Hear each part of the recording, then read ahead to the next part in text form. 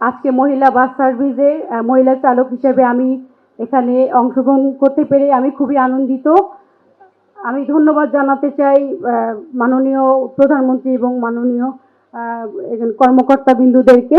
একজন নারী চালক এই তিন বাস যে পরিচালনা হচ্ছে, তো আমি এই তিন বাস পরিচালনার একজন অংশ হিসেবে অংশগ্রহণ করতে পেরে আমি খুবই আনন্দিত ও উচ্ছ্বাসিত।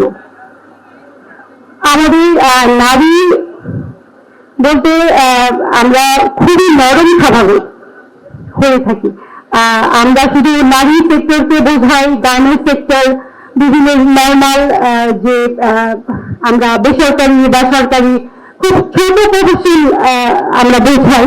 তো সেখানে আমরা এই সড়ক পরিবহন যে এত বড় বাস সার্ভিসের যে করবেন, আমি একজন নারী হিসেবে এখানে অংশগ্রহণ করতে পেরে আমি খুবই আনন্দিত। আমাদের গাজীপুরে বিআরটিসি থেকে আমাদেরকে 1 মাস 14 দিন ব্যাপী আমাদেরকে মহিলা প্রশিক্ষক হিসেবে মহিলা বাস সার্ভিস চালানোর জন্য আমাদেরকে নিয়োগ দেওয়া হয়। আমরা সফলভাবে উত্তীর্ণ হয়ে আজকে মহিলা বাস সার্ভিসে মহিলা চালক হিসেবে আমি এখানে অংশগ্রহণ করতে পেরে আমি খুবই আনন্দিত। আমি ধন্যবাদ জানাতে চাই মাননীয় প্রধানমন্ত্রী এবং মাননীয় কর্মকর্তা বিন্দুদেরকে।